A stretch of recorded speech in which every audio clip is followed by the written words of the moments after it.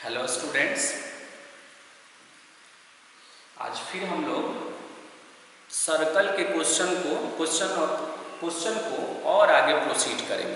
अभी और उसके वेराइटीज देखेंगे कि सर्कल में और कितने तरह के प्रश्न आ सकते हैं, उस पर डिस्कस करेंगे। प्रीवियस क्लासेज में हमने बहुत सारे प्रॉब्लम किया था, फिर उसके बाद आगे हम प्रोसीड करते हैं। ये सारे क्वेश्चंस भी बहुत ही इंपॉर्टेंट है। हम लोग क्या पढ़ रहे हैं? प्रॉब्लम्स ऑफ सर्कल, जो कोनिक सेक्शन के अंतर्गत पढ़ना है। उसके थ्योरी को हम लोग ऑलरेडी डेराइव कर चुके हैं और उससे रिलेटेड क्वेश्चन भी कर चुके हैं। अब और क्वेश्चनों को हम देखते हैं। ओके, फर्स्ट क्वेश्चन हम रीड कर रहे हैं, आप देखिए इसको। Find the equation of the circle. Find the equation of the circle passing through the points 5, 7, 6, 6 and 2, -2. 3 points दिया हुआ है। Also find its center and radius. इसमें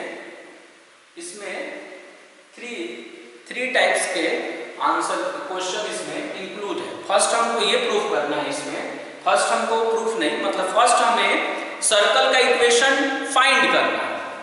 सेकंड में मुझे सेंटर निकालना है उसका, और थर्ड में उसका रेडियस निकालना है। फिर से एक बार रीड करना है। Find the equation of the circle passing through the points 5, 7, 6, 6 and 2, -2. Also find its center and radius. 2 dimension में एक सर्कल है जो 3 पॉइंट से पास कर रहा है, और ये जो 3 पॉइंट्स होता है ना, इसमें एक स्पेशल फीचर होता है। आपकी जानकारी के लिए बता दें कि ये जो 3 पॉइंट्स होता है, ये तीनों नॉन कोलिनियर होता है। तीनों नॉन कोलिनियर होता है।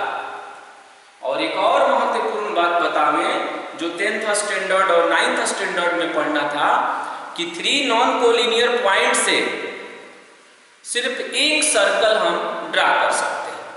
One and only one circle can be drawn through 3 non collinear points. यानी 3 असमरेख बिंदुओं से केवल एक वृत्त खींची जा सकती है। ये भी बहुत इंपॉर्टेंट बात है। तो जब भी ऐसे प्रश्न आते हैं तो आप ऐसा सोचेंगे कि ये तीनों पॉइंट नॉन कोलिनियर होगा।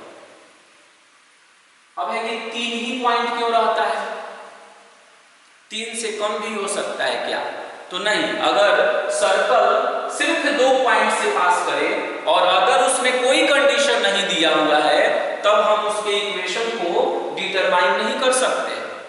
इक्वेशन को डिटरमाइन करने के लिए 3 कंडीशन होना रिक्वायर्ड, 3 कंडीशन का होना एकदम नेसेसरी है। हाँ, ऐसा हो सकता है कि एक कंडीशन पॉइंट से मिल जाए और 2 कंडीशन किसी अदर से मिल जाए। ऐसा हो सकता है कि 2 पॉइंट से 2 कंडीशन मिले और एक पॉइंट एब्सेंट रहे और उसकी अनुपस्थिति में एक नेक्स्ट लैंग्वेज जो है तीसरे इक्वेशन को बनावे और तब उससे सर्कल का इक्वेशन डिटरमाइन करे। यानी फाइनली ये कंक्लूजन देता है कि जब हमको सर्कल का इक्वेशन निकालना रहेगा और उसके सेंटर और रेडियस वगैरह का कॉन्सेप्ट नहीं रहेगा उसमें, तो उस कंडीशन में हमको 3 रिक्वायर्ड कंडीशन चाहिए, तब हम उसके इक्वेशन को फाइंड आउट कर सकते हैं। ओके, एनीवे ये सर्कल जो है 3 नॉन कोलिनियर पॉइंट से पास कर रहा है। अब कहेंगे कि आप कैसे इसको जान रहे हैं कि 3 जो है नॉन कोलिनियर पॉइंट है? क्योंकि वो थ्योरम इंडिकेट करता है कि 3 नॉन कोलिनियर पॉइंट से एक सर्कल ड्रा किया जा सकता है। वो इसको एम्फैटिक बनाता है मानने के लिए कि हाँ, ये 3 पॉइंट जो है वो नॉन कोलिनियर होते हैं। ओके, एक हम रफ डायग्राम एक बनाते हैं, एक हमने सर्कल बना लिया। ये इसका सेंटर है और ये हमने इसका रेडियस एक ड्रा कर दिया। मुझे सर्कल का इक्वेशन नहीं मालूम है, बट इसके बारे में मुझे ये सर्कल एक पॉइंट से पास कर रहा है जिसका कोऑर्डिनेट 5,7 है, तो हम यहां लिख दिए 5,7। ये सर्कल एक और पॉइंट से पास कर रहा है बी, जिसका कोऑर्डिनेट है 6,6, और यही सर्कल एक और पॉइंट से पास कर रहा है सी, जिसका कोऑर्डिनेट हमने मान लिया 2,-2। यानी ये सर्कल जो है ये 3 पॉइंट से पास करता है, पासिंग थ्रू, मतलब उससे होकर गुजरता है। तो 3 पॉइंट्स को हमने हाईलाइट कर दिया। ये इसके सेंटर को अगर हम C मान ले और यहां पर हम एक पॉइंट ले लें P, तो हमसे पूछा है फर्स्ट क्वेश्चन क्या है कि उसका इक्वेशन निकालिए, दूसरा क्वेश्चन क्या है कि उसका सेंटर का कोऑर्डिनेट निकालिए, और थर्ड क्वेश्चन क्या है कि उसका रेडियस फाइंड करिए। तो सबसे पहले हम उसका इक्वेशन फाइंड आउट करेंगे। तो मुझे ये नहीं मालूम है कि उस सर्कल का इक्वेशन क्या है, तो हम सर्कल का इक्वेशन एज्यूम करेंगे। सर्कल का इक्वेशन एज्यूम करेंगे। कैसे कोई इक्वेशन बनाते हैं तो आप लेट करते हैं, वैसे ही हम सर्कल के इक्वेशन को एज्यूम करेंगे, और वो एजम्पशन जो है थर्ड वाले से होगा। थर्ड वाले सर्कल का 3 इक्वेशन हम लोगों ने निकाला था, एक स्टैंडर्ड था और एक जनरल था और एक जनरल का सिंप्लीफाइड फॉर्म था। तो जनरल का जो सिंप्लीफाइड फॉर्म है उसी को हम यहाँ पर टेक करेंगे। तो क्या करेंगे हम यहाँ पर एज्यूम करेंगे कि late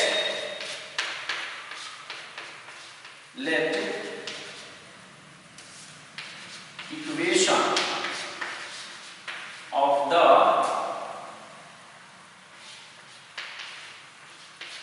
circle, let equation of the circle be x square y square 2gx 2fy और प्लस में c इज इक्वल टू 0। इसको हम इक्वेशन नंबर 1 मानेंगे। x square y square plus 2gx plus 2fy plus c is equal to 0। ये general equation का simplified form. अब इस equation को देखने से लगता है कि जब भी हम इक्वेशन बनाएंगे तो 2 डायमेंशन में बनाते हैं तो x और y का रहना तो एकदम नेसेसरी है, बिना उसके इक्वेशन नहीं बनेगा। अब उसको छोड़कर अगर आप देखते हैं तो मुझे मालूम चलता है कि g, f और c 3 अननोन क्वांटिटीज हैं, 3 चीजें इसमें अज्ञात हैं। तो मेरा अब एजेंडा होगा कि कुछ ऐसा सिचुएशन क्रिएट करें जिससे हम g, f और c की वैल्यू कैलकुलेट कर सकें। तो अगला मिशन होगा मेरा g, f और c की वैल्यू निकालना। तो ये सर्कल जो है A से पास करता है, B से पास करता है और C से भी पास करता है। तो लिख देंगे फर्स्ट में इट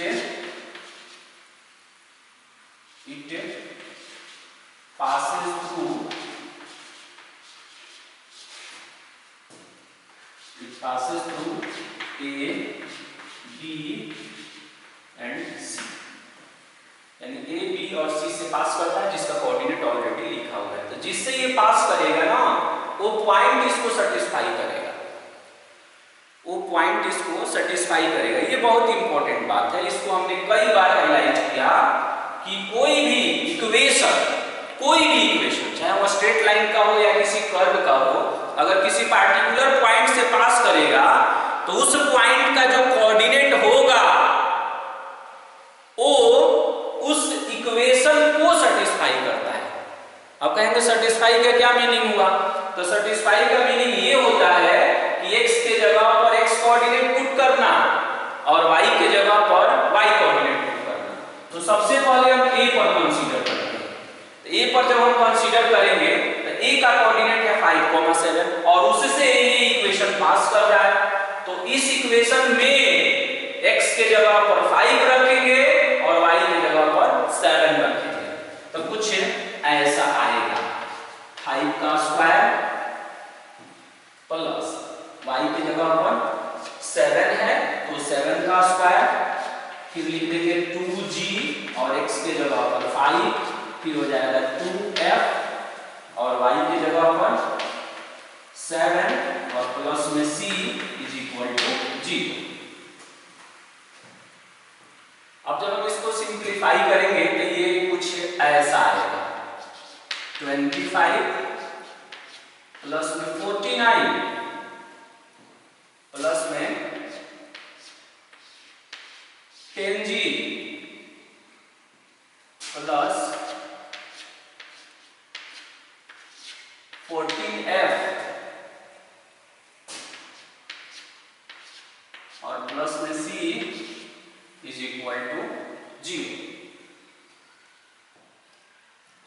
अब हम इसको एक और सिंप्लीफाई कर लेते हैं कि 10g प्लस 14f प्लस में c और दोनों को ऐड करेंगे और ऐड करके RHS में ट्रांसफर कर लेंगे।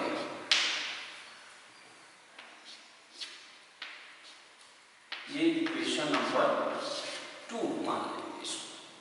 10g प्लस में 14f प्लस में c is equal to minus में 74। अब वही इक्वेशन फिर b से भी पास करता है, सेम इक्वेशन b से भी पास करता है, तो फिर b का कोऑर्डिनेट b उसको सेटिस्फाई करेगा। तो b का कोऑर्डिनेट है 6,6, तो फिर इस इक्वेशन को उससे सेटिस्फाई कराएंगे। यहां लिख देते हैं ऑल्सो, तो x के जगह पर 6 रखिए और y की जगह पर भी 6 रखिए, तो ये हो जाएगा 6 का स्क्वायर प्लस में 6 का स्क्वायर प्लस में 2g इंटू में 6 प्लस में 2f इंटू में 6 प्लस में c और इज इक्वल टू 0। जब ये सिंप्लीफाई होगा तो ये 12g प्लस 12f प्लस में c और इज इक्वल टू माइनस में 72 आएगा। ये इक्वेशन नंबर 3 मान। ये लॉन्ग क्वेश्चन है तो इसको सावधानी से करेंगे। फिर मेरे पास एक और पॉइंट है और उस पॉइंट का कोऑर्डिनेट है 2, -2, तो फिर x के जगह पर हम रखेंगे 2 और y के जगह पर रखेंगे -2। तो x के जगह पर 2, y की जगह पर -2, फिर 2g, x की जगह पर 2, फिर 2f और y की जगह पर -2 और प्लस में c इज इक्वल टू 0। अब जब हम इसको सिंप्लीफाई करेंगे तो ये आएगा 4g माइनस में 4f और प्लस में c और ये हो जाएगा 2 का स्क्वायर 4 और ये भी 4, दोनों को ऐड करेंगे तो 8 आएगा और RHS में ट्रांसफर कर देंगे तो -8 आएगा। ये इक्वेशन नंबर 4 होगा। अब मेरे पास टोटल 4 इक्वेशन हो गए, एक सर्कल का एज्यूमिंग इक्वेशन और 3 ये हो गया। तो क्या करेंगे अब हम कि 2, 3 और 4 का यूज करके g, f और c का वैल्यू निकालेंगे। 2, 3 और 4 का यूज करके g, f, c का वैल्यू निकालेंगे। अच्छा, अब जब हम इसका वैल्यू निकालेंगे तो इसमें 3 वेरिएबल्स है। कैसे पहले पढ़ते थे सेकेंडरी में 10th स्टैंडर्ड में 2 वेरिएबल का x और y, और उसको सॉल्व करने के लिए आपके पास बहुत सारा मेथड होता था, जैसे इलिमिनेशन मेथड जिसको आप विलोपन विधि बोलते थे, लेकिन वहां 2 ही इक्वेशन होता था और यहाँ 3 इक्वेशन। 3 इक्वेशन इसलिए है कि 3 अननोन क्वांटिटीज है, यहाँ 3 चीजों को निकालना है तो 3 इक्वेशन है, वहां 2 चीजों को कैलकुलेट करना था तो 2 इक्वेशन। अब इसको देखेंगे सावधानी से कि कैसे हम कैलकुलेट कर रहे हैं। इसको सॉल्व करने के बहुत सारे मेथड है, बट हम अभी इलिमिनेशन मेथड से इसको सॉल्व कर रहे हैं। तो हम यहाँ एक नोट भी कर सकते हैं। सा मेथड हम यूज कर रहे हैं? इलिमिनेशन।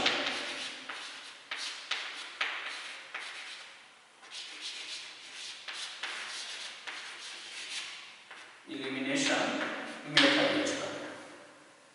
तो क्या करेंगे कि जो 3 इक्वेशन है उसको हम ध्यान से देखेंगे। एक इक्वेशन मेरा यहाँ है, दूसरा इक्वेशन यहाँ है और तीसरा इक्वेशन यहाँ, उसको अभी नहीं देखते। अब हम क्या करेंगे कि कोई 2 इक्वेशन को हम सेलेक्ट करेंगे।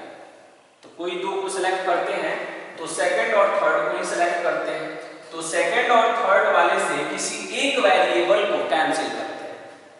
और मेरे हिसाब से सी को कैंसिल करना बहुत आसान होता है। जैसे अगर हम चाहें कि यहाँ से सी कट जाए तो आप क्या करेंगे? दोनों को सब्ट्रैक्ट कर देंगे, ये बहुत आसान होता है। तो हम सी को इलिमिनेट करते हैं इससे और इससे, यानी सेकंड और थर्ड से सी को गायब करते हैं।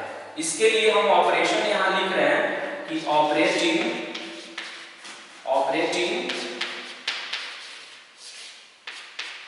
सेकंड माइनस थर्ड, यानी दूसरे वाले इक्वेशन में से तीसरे वाले इक्वेशन को हम माइनस करते हैं। तो देखिए यहां 10g है और यहां 12g है, तो 10g और माइनस में 12g, ये हो जाएगा माइनस में 2g। 14f और ये 12f, तो 14f में से 12f को माइनस करेंगे तो ये हो जाएगा 2f। c में से c को माइनस करेंगे तो कट जाएगा, इज इक्वल टू -74 है और उसमें से इसको माइनस करना है। तो माइनस करेंगे तो चिन्ह जो है बदल जाएगा, -74 हो गया और उसमें से माइनस करना है ऐसे। तो देखिए माइनस में 74 और प्लस में 72, तो कितना आ जाएगा? -2 आएगा। तो -2 यहाँ लिख देंगे, इस पार्ट को हम यहाँ से हटा देंगे, इस पार्ट को यहाँ से हम हटा देंगे। अब यहां से अगर 2 का कॉमन बनावे तो कटेगा, तो 2 का कॉमन बनाकर हम कट भी कर देते हैं। तो ये फाइनली आ जाएगा -g और प्लस में f is equal to -g। इसको हम इक्वेशन नंबर 5 मान लेंगे। 2 का कॉमन बनाए तो -g और प्लस में f बचा और उधर 2 से 2 कैंसिल हो गया, तो कुछ ऐसा है। ये 5th नंबर इक्वेशन। तो जैसे अगर हम यहाँ c को कैंसिल कर दें तो तीसरा और चौथा से भी c को कैंसिल करेंगे। जो यहाँ कैंसिल करेंगे वही यहाँ भी कैंसिल करेंगे। अब ऐसा नहीं करेंगे कभी भी कि यहाँ से g कैंसिल किए और बाद में f कैंसिल किए, तो फिर हम नहीं सॉल्व कर पाएंगे। अगर हम यहाँ से c को कैंसिल कर रहे हैं तो अगले 2 इक्वेशन से भी हम c को कैंसिल करेंगे। तो फिर हम इसमें माइनस कर देते हैं, फिर हम लिख देते हैं कि ऑपरेटिंग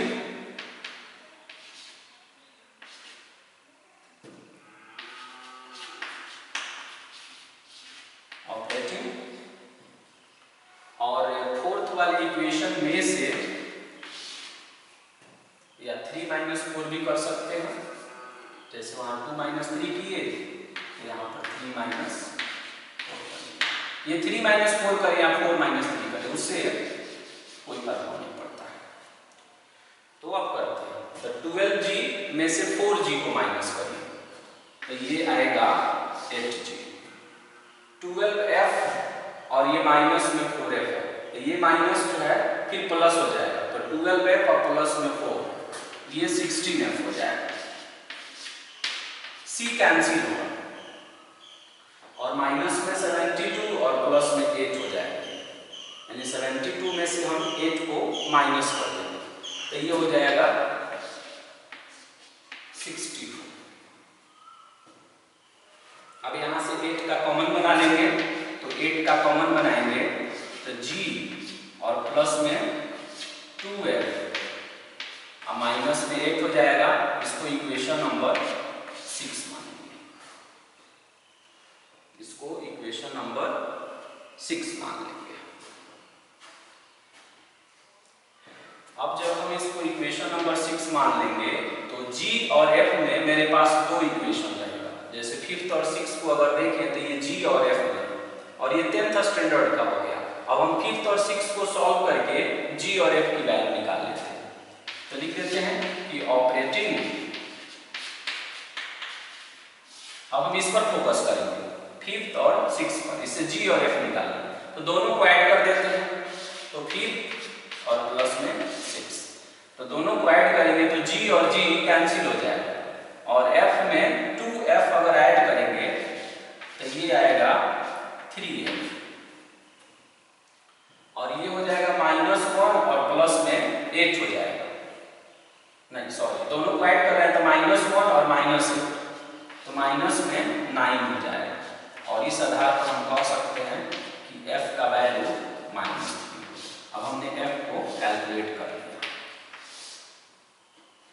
f जो है हमने कैलकुलेट कर लिया। यहाँ से इसको मार्क कर देते हैं।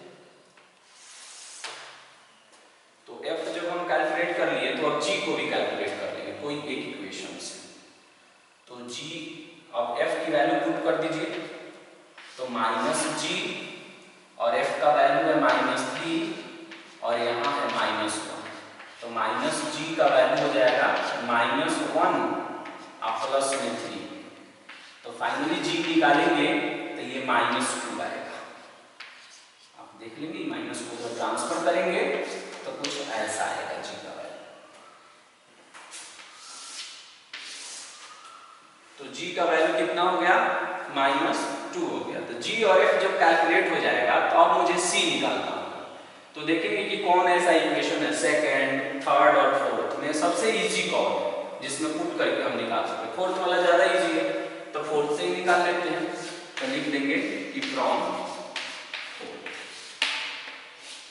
तो फोर्थ वाले में g और f की वैल्यू पुट करेंगे, तो 4 है और इनटू g का वैल्यू, तो g का वैल्यू है -2, -2 हो गया 4, और फिर f का वैल्यू पुट करेंगे। तो f का वैल्यू जब पुट करेंगे तो f का वैल्यू है -3। फोर्थ वाले में g और f का वैल्यू पुट कर रहे हैं, और प्लस में है c और इज इक्वल टू -8। तो ये आएगा माइनस में 8 और ये हो जाएगा प्लस में 12 और प्लस में c और ये माइनस, ये कैंसिल हो जाएगा और c का वैल्यू हो जाएगा माइनस में 12। तो देखिए अब हमने g, f और c का वैल्यू कैलकुलेट कर लिया। हालांकि ये किसी भी इक्वेशन में पुट करते, सेकंड, थर्ड और फोर्थ किसी में भी पुट करते तो इससे कोई प्रभाव नहीं पड़ता। हमने फोर्थ को इसलिए सेलेक्ट किया है ताकि फोर्थ वाला जो है इजी, 4g माइनस में 4f और फिर प्लस में c इज इक्वल टू -8 से -8 को कैंसिल कर दिए। अब हमको एक अब इक्वेशन निकालना है, देयरफॉर तो इक्वेशन के लिए हम क्या करेंगे, फ्रॉम फर्स्ट लेंगे। तो फर्स्ट वाले इक्वेशन में g, f और c का वैल्यू पुट कर देना है। तो x² y² 2 और g का वैल्यू देखिए कितना है, 2gx प्लस में 2 और f का वैल्यू -3 2fy और प्लस में है c और c का वैल्यू कितना है -12 इज इक्वल टू 2। अब इसको सिंप्लीफाई करते हैं, तो x² y² माइनस में 4x माइनस में 6y और माइनस में 12 इज इक्वल टू 0। ये मेरा फाइनल एक आंसर बनेगा। लेकिन यही चीजें इसमें नहीं पूछी गई है, एक और भी चीजें पूछी गई है कि इसका सेंटर बताइए और रेडियस बताइए। तो अब हम इसका सेंटर निकालते हैं।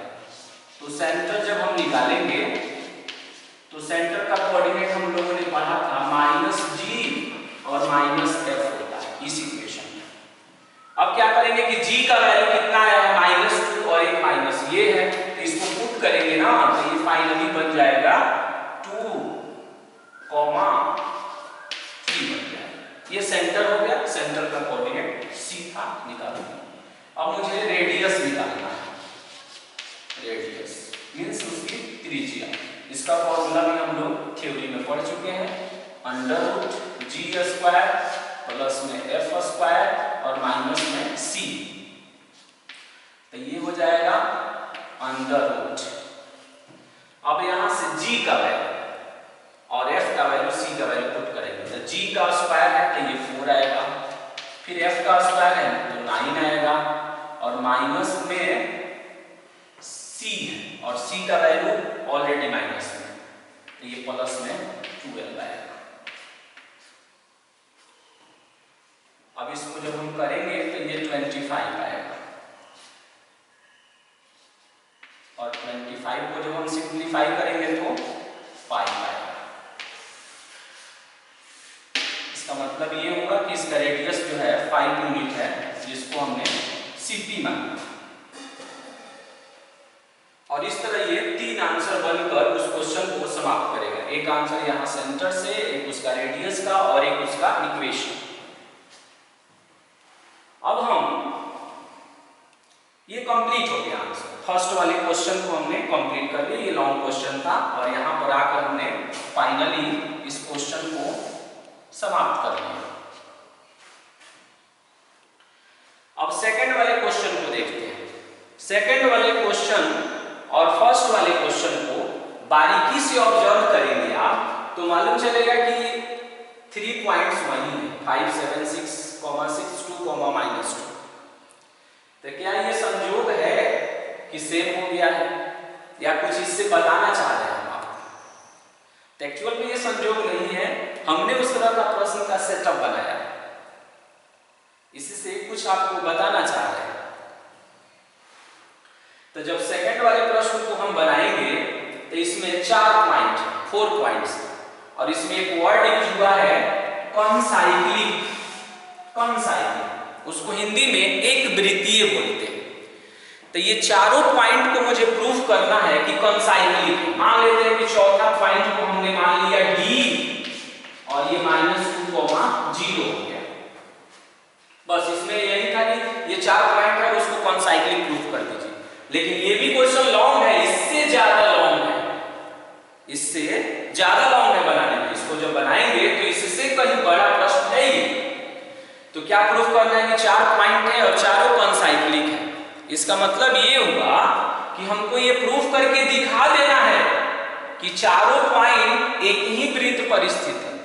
कॉन्साइक्लिक को मैंने हिंदी में क्या बोला? एक वृत्तीय, यानी ये चारों पॉइंट एक ही वृत्त पर स्थित है, ऐसा हमें प्रूफ करना है, ऐसा हमें प्रूफ कर देना है।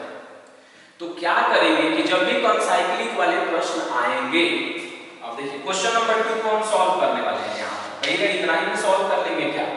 तो नहीं, इतना ही में सॉल्व नहीं कर पाएंगे, लेकिन उसमें कुछ एक दूसरे से कनेक्टिविटी है। दूसरा वाला क्वेश्चन पहले वाले से मिलता जुलता है, तो बहुत सारे स्टेप जो है उसके वैसे ही होंगे। तो जब भी कॉन्साइक्लिक मुझे प्रूफ करना होगा तो पहले कोई भी 3 पॉइंट्स लेकर सर्कल का इक्वेशन बनाना होगा। क्या बोला मैंने? कि 4 पॉइंट है टोटल मेरे पास, चारों में से किसी 3 का यूज करके सर्कल का इक्वेशन बनाना होगा। ये सबसे पहला स्टेप है। तो क्यों नहीं हम ए, बी और सी का यूज करके सर्कल का इक्वेशन बना लेते हैं। तो ए, बी, सी का यूज करके जब हम सर्कल का इक्वेशन बनाएंगे, ए, बी और सी, इसका यूज करके हमको सर्कल का इक्वेशन बनाना है, सर्कल का। तो आप कहेंगे तो अभी जस्ट बनाए थे, ए, बी और सी तीनों पॉइंटों को देखेंगे तो मालूम चलेगा कि अभी तो उसका इक्वेशन बनाया, और इक्वेशन बनाकर ये लाए x² y² -4x -6y -12 = 0। यानी सेकंड वाले प्रश्न को जब हम बनाएंगे तो पहले यहां तक आएंगे, यहां तक। तो ऑलरेडी किया हुआ है कैलकुलेशन, तो आपको कुछ नहीं करना है, इसको कट पेस्ट कर लेना है। कट पेस्ट मींस सेम चीजें उतारते हुए दूसरे वाले प्रश्न को भी जब बनाएंगे तो यहां तक आएंगे। पहुंच गए यहां तक। अब कोई दूसरा पॉइंट रहता तो फिर से मुझे कैलकुलेशन करना पड़ता, इसीलिए हमने ऐसा पॉइंट चुना कि फिर मुझे कैलकुलेशन नहीं करना पड़े और क्वेश्चन को भी हम बना दें, इसीलिए हमने सिमिलर पॉइंट को लिया और एक पॉइंट को हमने